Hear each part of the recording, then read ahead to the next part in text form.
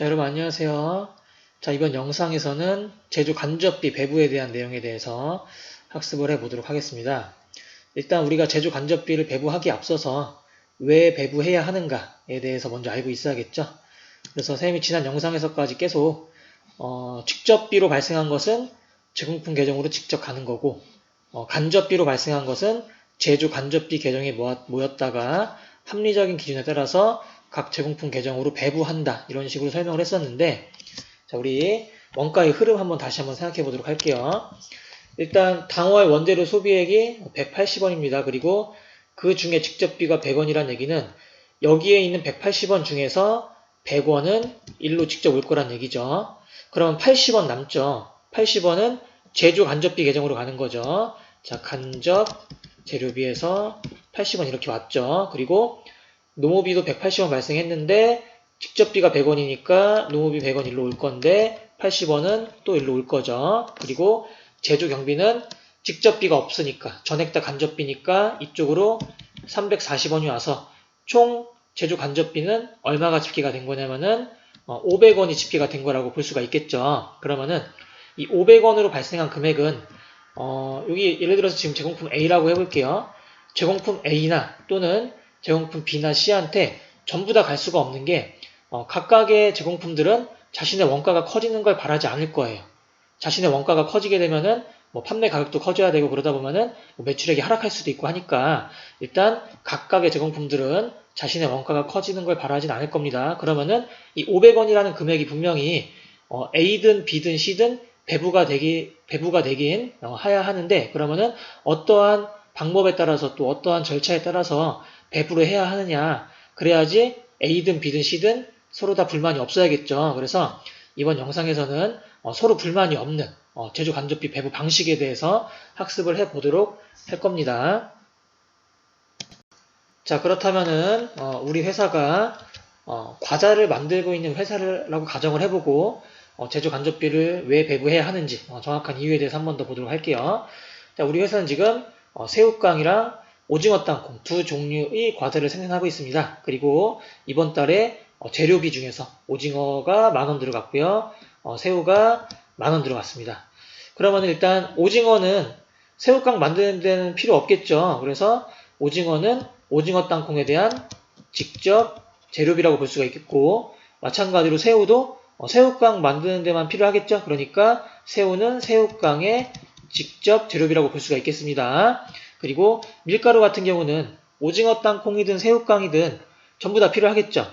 과자 만들 때 밀가루 반죽 필요하니까. 그래서 밀가루 같은 경우는 새우깡과 오징어 땅콩을 만드는 데 들어간 공통으로 소요된 재료다. 그래서 간접 재료비라고 한번 해보겠습니다. 그러면은 일단 새우깡의 원가부터 한번 집계해 볼게요. 자, 새우깡 10개 만드는데 새우 10,000원어치 들어갔습니다. 그리고 오징어 땅콩도 10개 만드는데 오징어값 10,000원 들어갔죠. 자, 문제는 이 밀가루값 200,000원인데 이거를 그냥 우리가 새우깡 담당자, 오징어 땅콩 담당자 한 명씩 나와서 가위바위보를 했어요. 가위바위보 했는데 새우깡 담당자가 이겼어요. 이겨서 이 200,000원 전부 다 오징어 땅콩에 넘겨줬다고 해볼게요. 그러면은 새우깡 10개 만드는 데는 10,000원밖에 안 들어갔는데 오징어 땅콩 10개 만드는 데는 210,000원 들어가게 돼버린 거죠. 그렇다면은 자, 새우깡의 원가는 10,000원 나누기 10개 하니까 한 봉다리에 1,000원씩 판매하면 돼요. 1,000원 이상. 원가가 1,000원이니까. 그런데 오징어 땅콩은 10개 만드는데 210,000원 들어갔으니까 총이 아니라 하나당 21,000원 이상 팔아야 된다는 얘기죠. 자, 이렇게 똑같은 과자고 비슷한 종류의 과자라고 볼 수가 있는데 하나는 1,000원의 원가가 나오고 하나는 21,000원의 원가가 나오는 건 말이 안 되죠. 그래서 우리는 이 간접 재료비라는 거는 새우깡 담당자든 또는 오징어 땅콩 담당자든 불만이 없게끔 배부가 될 수 있는 그런 방법이 필요하다는 얘기예요. 그래서 우리가 무엇을 한다? 제조 간접비를 배부해야 된다는 얘기예요. 누구든 자기의 원가가 커지는 걸 바라지 않을 거니까. 그래서 이번 시간에 제조 간접비를 배부한다고 했었습니다. 이제 제조 간접비를 왜 배부해야 하는가에 대한 이유가 좀 더 머릿속에 구체적으로 잡히시겠죠. 이제 우리가 이제 구체적인 사례를 통해서 제조 간접비를 한 번 더 배부해 보도록 하겠습니다. 자, 그래서 이제 여러분들은 계산기를 준비하셔야 됩니다. 우리가 제조 간접비를 배부할 때 배부율이라는 걸 사용할 건데, 배부율이 아무래도 비율이다 보니까 분수 나올 거 하니까 계산기를 꼭 준비하셔서 학습을 진행하셨으면 좋겠습니다. 일단 제조 간접비를 배부하는 데 있어서 첫 번째 금액 기준으로 제조 간접비를 배부할 수 있습니다. 일단 이 금액이라는 게 뭐 원가를 말하는 거겠죠. 그래서 직접 재료비라는 것도 있고 직접 노후비라는 것도 있고 또 이 둘을 합한 직접 원가라는 것도 있기 때문에 금액에 따라서 배부하는 기준도 여러 가지가 나올 수가 있습니다. 그 중에서 직접 재료비에 대한 것만 한번 해도 직접 노후비, 직접 원가에 대한 거는 원리는 다 똑같을 거니까 금방 이해하실 수 있을 거예요. 그래서 직접 재료비법으로 제조 간접비를 배부하는 방식에 대해서 먼저 살펴보도록 하겠습니다. 일단 직접 재료비법이란 전체 원가, 총 원가에서 직접 재료비가 차지하고 있는 비중이 높아요. 아무래도 총 원가에서 직접 재료비가 큰 비중을 차지하고 있다 보니까 직접 재료비 자체를 기준으로 사용하는 거죠. 그죠? 그리고 또는 직접 재료비에 비례해서 간접비가 발생을 합니다. 직접 재료비가 10 발생했는데 간접비가 5 발생했다. 근데 직접 재료비가 20대니까 간접비가 10 됐다. 이런 식으로 직접 재료비가 많아질수록 간접비도 많아진다면은 당연히 이때 발생한 간접비는 직접 재료비에 따라서 배부하는 게 합리적인 기준이 될 수가 있을 거란 얘기죠. 이해 가실까요? 그래서 우리가 직접 재료비법이란 총 원가에서 직접 재료비가 차지하거나 또는 직접 재료비에 비례해서 간접비가 발생하는 경우에 사용하는 방식인데, 그런 원리로 따지면은 직접 노후비법은 총 원가에서 직접 노후비가 차지하고 있는 비중이 많은 경우에 또는 직접 노후비에 비례해서 간접비가 발생하는 경우에는 직접 노후비를 사용하면 되겠죠. 이런 식으로 이해하시면 되겠고요. 자, 우리가 일단 이 기준에 대한 설명은 이제 좀 이해 가시죠? 그러면은 이 제조 간접비를 배부하기 위해서는 제조 간접비 배부율이라는 걸 먼저 계산을 할 수 있어야 됩니다. 제조 간접비를 얼만큼의 비율로 배부할 것이냐 라고 하는 것이 제조 간접비 배부율인데, 자, 이것 때문에 계산기 꼭 준비하라고 하신 거예요.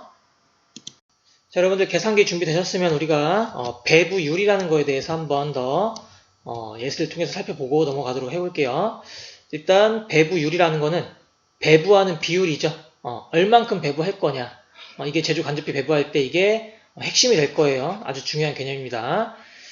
일단 우리가 강아지 한 마리, 고양이 한 마리, 호랑이 한 마리 있다고 볼게요. 그리고 이 친구들이 같이 먹어야 될 먹이가 지금 50kg이 있다고 한번 가정을 해볼게요.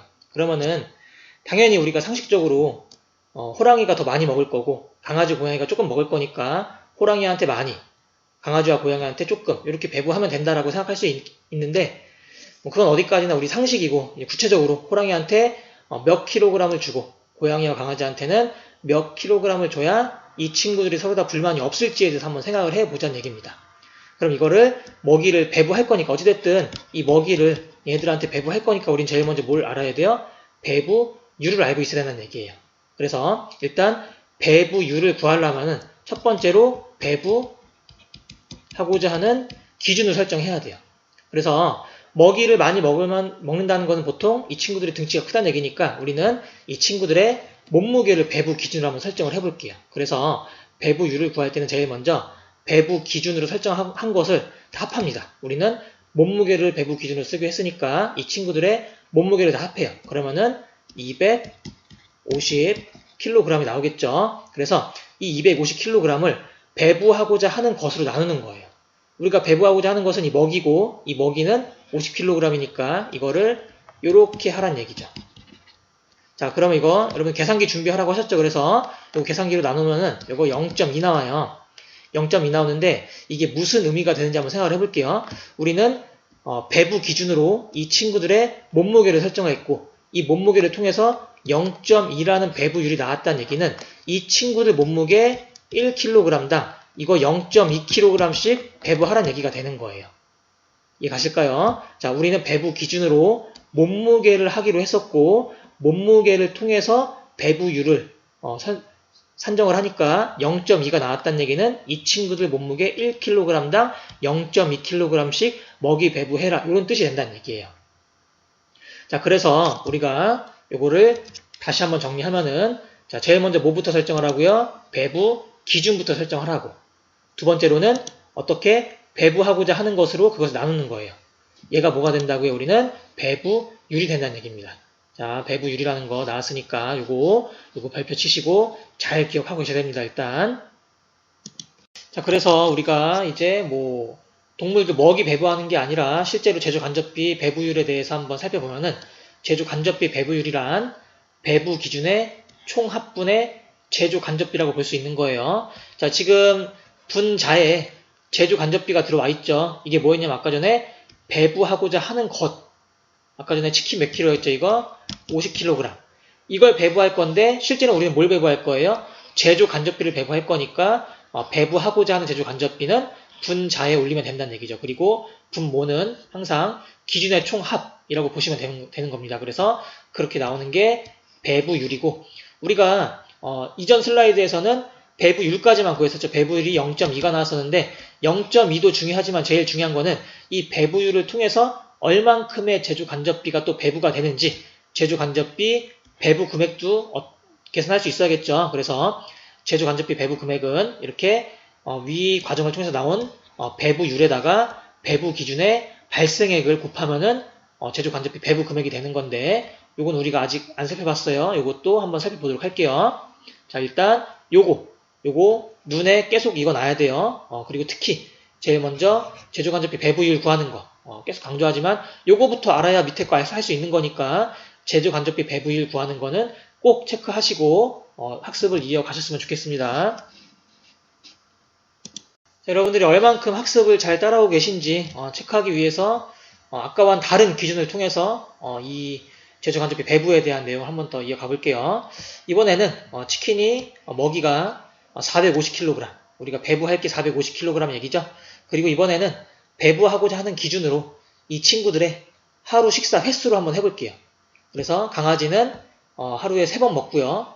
실제로는 얼만큼 먹는지 모르겠어요. 근데 일단 3번 먹는다고 해볼게요. 그리고 고양이는 2번 먹고, 호랑이는 덩치 크니까 하루에 10번 먹는다고 해볼게요. 그러면은 일단 배부하고자 하는 기준은 이 친구들의 하루 식사 횟수죠. 그러면은 제일 먼저 이 친구들의 식사 횟수를 전부 다 더하는 거죠. 합하는 거죠. 그러면은 총 15회의 식사 횟수가 나오고요. 이 15회를 배부하고자 하는 먹이 450kg으로 나누어 주는 거죠.